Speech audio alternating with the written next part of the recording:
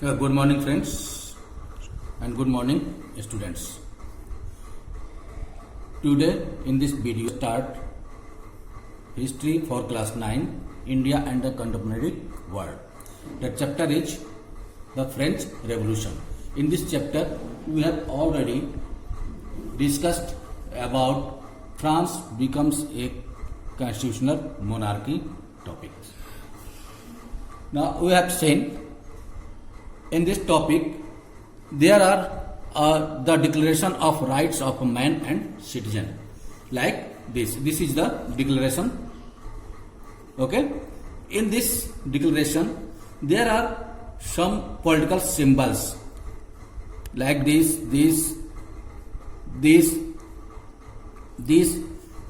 There are some symbols. So, we will know what is the meaning of that symbols. Here is some political symbols. We will know about this. Reading political symbol.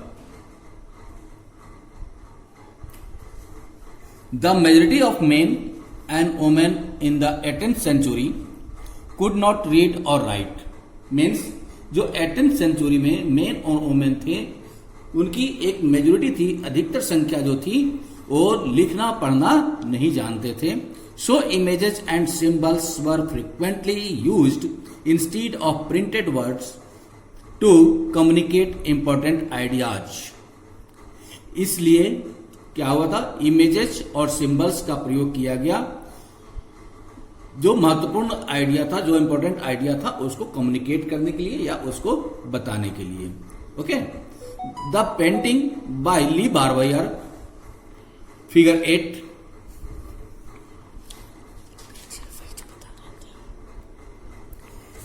जो figure 8 है, ये declaration है. ठीक है. ये ली Barbier के द्वारा painting किया गया था. ठीक है. तो ये the painting of Le Barbier, figure 8 uses many such symbols to convey the content of the Declaration of Rights. ठीक है. जो ली बार्बियर के द्वारा फिगर 8 में जो डिक्लेरेशन को प्रिंट किया गया था या प्रिंटेड किया गया था, उसमें बहुत सारे सिंबल्स का प्रयोग किया गया था, जो कि डिक्लेरेशन ऑफ राइट को रिप्रेजेंट करता था. Okay. Let us try to read these symbols. अब हम इस सिंबल्स के बारे में जानने की कोशिश करेंगे. ये क्या है? चेन. चेन को क्या है, बीच में से टूटा हुआ है. ठीक है. तो क्या ये द ब्रोकन चेन, यानी टूटी हुई जंजीर. Chains were used to fetter slaves. A broken chain stands for the act of becoming free. इस टूटे हुए चेन का क्या मकसद था, क्या मतलब था, कि जो भी स्लेव्स थे, दास थे, गुलाम थे, उनके बांधने के लिए इन जंजीरों का प्रयोग किया जाता था. और इस टूटी हुई सिंबल्स का क्या मतलब है, कि जो भी ये हथकड़ी थी, ये टूटी हुई है, तो इसका मतलब ये हुआ कि जो भी दास थे, उनकी आजादी का ये प्रतीक है. यानी वो स्लेव्स जो थे वो फ्री हो गए. ठीक है. तो यहाँ पे तोड़ दिया गया. इसका मतलब कि जो स्लेव्स थे, जो दास थे, वो फ्री हो गए. ठीक है. ये स्लेव्स वहां पे फ्री हो गए, आजाद हो गए. नेक्स्ट आता है द बंडल ऑफ रॉड्स और faces. One rod can be easily broken but not an entire bundle. Strength lies in unity. यहां पे क्या है, रॉड्स हैं. रॉड्स को क्या क्या बंडल बनाया गया है, बांध दिया गया है, और आगे बर्छीनुमा है, नुकीली. ठीक है. नुकीला है, बर्छीदार गट्ठर है रॉड का. ठीक है. तो इसका मतलब ये है कि अकेली छड़ को आसानी से तोड़ा जा सकता है. जो अकेली छड़ है, जो सिंगल छड़ है, सिंगल रॉड्स है, उसको आसानी से तोड़ा जा सकता है, पर पूरे गट्ठर को नहीं तोड़ा जा सकता. पूरा जब बंडल बना दिया जाएगा तो उसको आसानी से नहीं तोड़ा जा सकता. इसलिए हम कहते हैं कि एकता में ही बल है, यानी सभी अगर मिल जाए तो उसको तोड़ना आसान नहीं होगा. नेक्स्ट हमारा सिंबल्स देखने को मिलता है डिक्लेरेशन में. ये ट्रायंगल है, ट्रायंगल के बीच में आइज है. आइज की जो लाइट है चारों तरफ जा रही है. तो इसमें क्या है, the eye within a triangle radiating light, the all seeing eye stands for knowledge. The rays of the sun will drive away the clouds of ignorance. Means जो ट्रायंगल्स है, त्रिभुज के अंदर रोशनी को बिखेरती हुई आंख है। ठीक है, चारों तरफ रोशनी बिखेर रही है। इसका मतलब है सर्वदर्शी आंख ज्ञान का प्रतीक है। ठीक है, यानी चारों तरफ जो आंख देख रही है, इसका मतलब क्या है, वो चारों तरफ से ज्ञान को या नॉलेज को ग्रैस्प कर रही है। और सूर्य की किरणें अज्ञान रूपी अंधेरे को मिटा देगी। जो भी सूर्य की किरणें हैं वो अज्ञान रूपी अंधेरे को क्या करेगी, मिटा देगी, प्रकाश की तरफ लाएगी। ओके, नेक्स्ट आता है शेप्चर। शेप्चर मीन्स राजदंड। जो राजा के पास होता है दंड, उसको हम लोग राजदंड कहते हैं, या इंग्लिश में शेप्चर कहते हैं। सिंबल ऑफ रॉयल पावर, यानी शाही सत्ता का ये प्रतीक माना जाता था। नेक्स्ट आता है snake biting its tail to form a ring. अपनी पूंछ को मुंह में दबाए हुए है क्या, सांप। सांप जो है अपने मुंह में अपनी ही पूंछ को दबा करके एक रिंग बना देता है। उसका क्या मतलब होता है, उसका मतलब है symbol of eternity, a ring has neither beginning nor and. यानी सनातनता का प्रतीक है, यानी सनातन रूप का प्रतीक है। और अंगूठी या रिंग बनाने का मतलब है कि कोई भी इसका ओर छोर नहीं है, यानी कहीं भी इसका शुरुआत या एंड कहीं नहीं है, इसलिए ये रिंग है। और हमेशा ये क्या बोलता है, एकता में बधा हुआ होता है। ठीक है, नेक्स्ट आता है हमारा रेड कैप या रेड फ्राइजियन कैप। ठीक है, रेड फ्राइजियन कैप का मतलब क्या है, cap worn by a slave upon becoming free. तो दास जब स्वतंत्र होने के बाद इसको पहनते थे, यानी दासों के द्वारा स्वतंत्र होने के बाद इसको पहना जाता था। नेक्स्ट आता है ब्लू व्हाइट रेड, यानी ब्लू व्हाइट और रेड का कॉम्बिनेशन जो है, इसका मतलब है the national colours of France. ये जो है फ्रांस के राष्ट्रीय रंग का प्रतीक है। ठीक है, नेक्स्ट है the winged omen. Wing means पंख या डायना। ये तो पंखों वाली स्त्री या डैने वाली स्त्री, इसका मतलब है पर्सनिफिकेशन ऑफ द लॉ, यानी कानून का मानवीय रूप। कानून का मानवीय रूप जो है, डंडा भी है हाथ में। ठीक है, तो कानून का मानवीय रूप है, यानी कानून सबके लिए बराबर है। उसके बाद आता है द लॉ टैबलेट, जो विधि का पट है या शिला है या जो भी डिक्लेरेशन है वो इसमें लिखा गया है, और इसी में ये सारे सिंबल्स हैं। ठीक है, तो इसमें क्या है, the law is the same for all and all are equal before it. जो कानून है सबके लिए समान है, बराबर है, और कानून के नजर में सब बराबर है। ठीक है, इसमें डिक्लेरेशन में ये कहा गया है। ठीक है, और यहां पे एक एक्टिविटी दी गई है, ये एक्टिविटी दी गई है, इसको आप पढ़ करके उसमें जो डिक्लेरेशन है उसमें आप चूज करेंगे, आप देखेंगे कि क्या क्या ये कह रहा है, इसको आप खुद करेंगे। ठीक है, नेक्स्ट टॉपिक हमारा स्टार्ट होता है France abolishes monarchy and becomes a republic. ये पॉइंट नंबर 3 है। पॉइंट नंबर 3 है France abolishes monarchy and becomes a republic, यानी फ्रांस में राजतंत्र का उन्मूलन यानी खात्मा, एबोलिशेज, और गणतंत्र की स्थापना, बिकम्स अ रिपब्लिक। ठीक है, the situation in France continued to be tense during the following years. Although Louis XVI had signed the constitution, he entered into secret negotiations with the king of Prussia. Rulers of other neighboring countries too were worried by the development in France and made plans to send troops to put down the events that had been taking place there since the summer of 1789. Means France की स्थिति आने वाले वर्षों में भी तनावपूर्ण बनी रही थी। यद्यपि लुई 16 जो था उसने संविधान पर हस्ताक्षर कर दिए थे, ठीक है, परंतु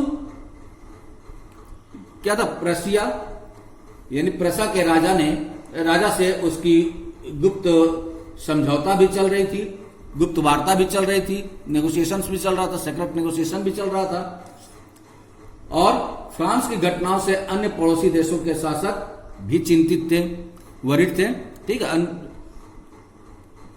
इसलिए 1789 की गर्मियों के बाद होने वाली ऐसी घटनाओं को नियंत्रित करने के लिए इन शासकों ने सेना भेजने की योजना बना ली, ठीक है, सेना भेजने की योजना बना ली थी। Before this could happen, the national assembly voted in April 1792 to declare war against Prussia and Austria.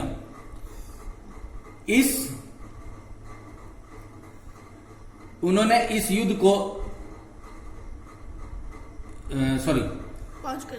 लेकिन जब तक इस योजना पर अमल होता, अप्रैल 1792 में नेशनल असेंबली ने प्रशा और ऑस्ट्रिया के विरुद्ध युद्ध की घोषणा का प्रस्ताव पारित कर। Thousands of volunteers throng from the provinces to join the army, they saw this as a war of the people against kings and aristocracies all over Europe. Among the patriotic songs they sang was the Marseillaise, composed by the poet Roger de Esel. It was sung for the first time by volunteers from Marseille as they marched into Paris to so got its name. The Marseillaise is now the national anthem of France. तो उन्होंने क्या हुआ, प्रांतों से हजारों स्वयंसेवी सेनाओं में भर्ती होने के लिए जमा होने लगे। जो भी प्रांत था वहां हजारों की संख्या में सेना भर्ती होने के लिए जमा होने लगे। उन्होंने इस युद्ध को यूरोपीय राजाओं एवं कुलीन तंत्र के विरुद्ध जनता की जंग के रूप में लिया। उन्होंने उनके होठों पर देशभक्ति के जो तराने या गाने थे, उनमें कवि रोजेट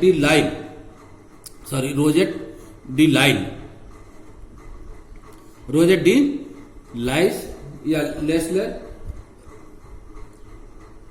द्वारा रचित मार्सिले भी था। मार्सिलेस जो है, मार्सिलेस था उस सॉन्ग का नाम, ठीक है, मार्सिलेस भी था। यह गीत पहली बार मार्सिलेस के स्वयंसेवियों ने पेरिस की ओर कूच करते हुए या पेरिस की ओर जाते हुए गाया था।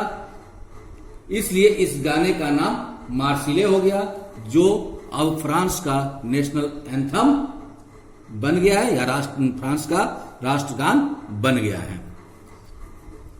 The revolutionary Wars brought losses and economic difficulties to the people. While the men were away fighting at the front, women were left to cope with the tasks of earning a living and looking after their families.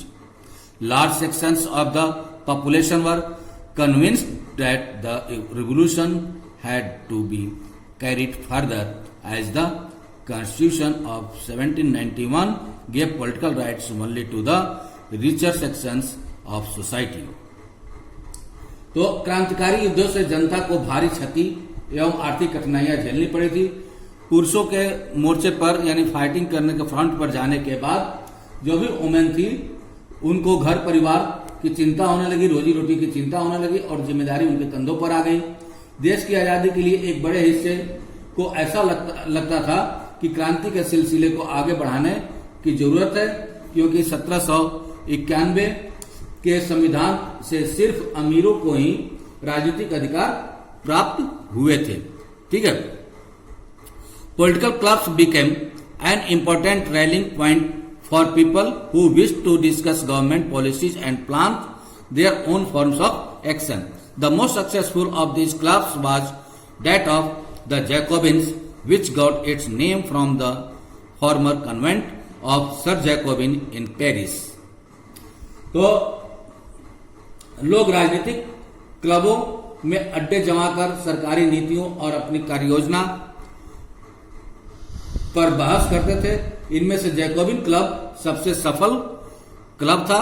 ठीक है, Jacobin club जो था वो सबसे सफल club था और इसका नाम जो था किसके नाम पर पड़ा था?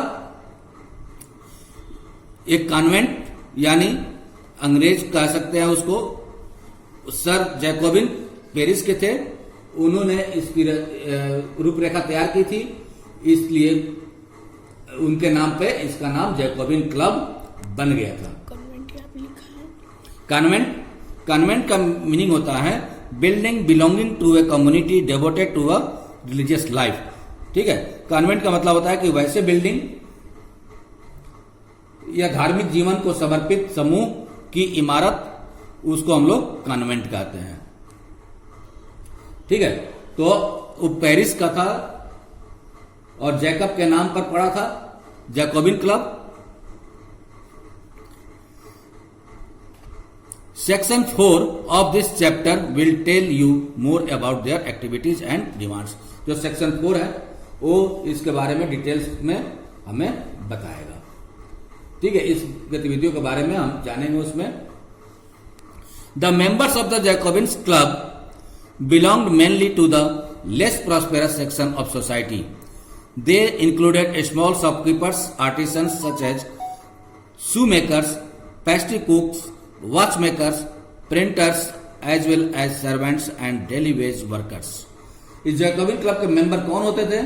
तो जैकोबिन क्लब के सदस्य मुख्य रूप से समाज के कम समृद्ध हिस्से से आते थे।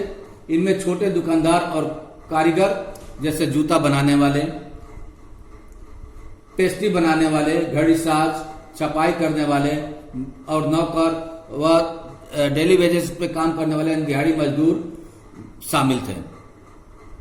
ठीक है, देयर लीडर वाज मैक्सिमिलियन रोबेस्पियरे।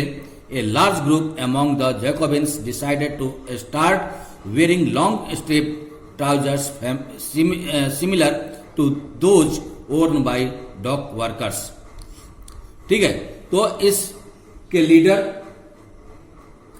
जो थे कौन था? उनका नेता मैक्सिमिलियन रोबेस्पियर था। जैकोबिन के एक बड़े वर्ग ने, जो डॉकयार्ड में या गोदी में जो जहाज जहां पे रुकती है उसको डॉकयार्ड बोला जाता है, तो डॉकयार्ड में जो रहने वाले लोग थे, जैसे बांधते थे पतलून या क्या नाम है उसका, स्ट्रिप ट्राउजर, तो वैसे ही लोग स्ट्रिप वाली, यानी इस टाइप की स्ट्रिप वाली लाइनिंग वाली ट्राउजर्स पहनना स्टार्ट कर दिए। धारी वाली लंबी पतलून पहनने का निर्णय लिया। ऐसा उन्होंने समाज के फैशन प्रस्त वर्ग जो थे वो क्यों किए? This was to set themselves apart from the fashionable sections of society, specially nobles who wore knee breeches. ऐसा उन लोगों ने किया इसलिए कि समाज के जो फैशनेबल लोग थे या वर्ग था, खास तौर से घुटने तक पहने जाने वाले जो ब्रीचेस थे या घुटन्ना जिसको कहते हैं, घुटने तक पहना जाता था उसको घुटन्ना कहा जाता था। ठीक है, पहनने वाले जो कुलीन वर्ग थे खुद को अलग करने के लिए किया। ठीक है, it was a way of proclaiming the end of the power wielded by the wearers of knee breeches. यह क्यों किया गया? कि यह ब्रीचेस पहनने वाले जो कुलीन की सत्ता समाप्ति के ऐलान का उनका तरीका था। ठीक है, कि अब हम कुलीन के अंडर में नहीं है। ठीक है, इसलिए वो ऐसा पहनना शुरू कर दिए थे। These Jacobins came to be known as the Sam Colotis, literally meaning those without knee breeches, और इसलिए जैकोबिन को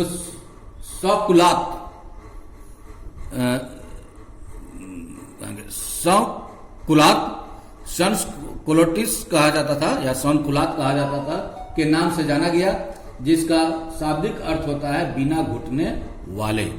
जिसका शाब्दिक अर्थ होता है बिना घुटने वाले नी ब्रिचेज, ठीक है, बिना घुटने वाले या बिना घुटने वाले, दोज विदाउट नी ब्रिचेज, ठीक है। San Clotis men wore in addition the red cap that symbolized liberty. Women, however, were not allowed to do so. और जो सब पुरुष लाल रंग की टोपी भी पहनते थे जो स्वतंत्रता का प्रतीक था, सिंबलाइज्ड लिबर्टी थी या सिंबल था लिबर्टी का, लेकिन महिलाओं को ऐसा करने की अनुमति नहीं थी, उनको अलाउ नहीं किया गया था। In the summer of 1792 the Jacobins planned an insurrection of a large number of Parisians who were angered by the short supplies and high prices of food. सन यानी 1792 की गर्मियों में जैकोबिन ने खाद्य पदार्थों की महंगाई और अभाव से नाराज पेरिस वासियों को लेकर एक विशाल हिंसक विद्रोह की योजना बनाई, ठीक है, एक विशाल हिंसक विद्रोह की योजना बनाई। On the morning of August 10 they stormed the palace of the Tuileries, massacred the king's guards and held the king himself as hostage for several hours. Later, the assembly voted to imprison the royal family. Elections were held from now on. All men of 21 years and above, regardless of wealth, got the right to vote.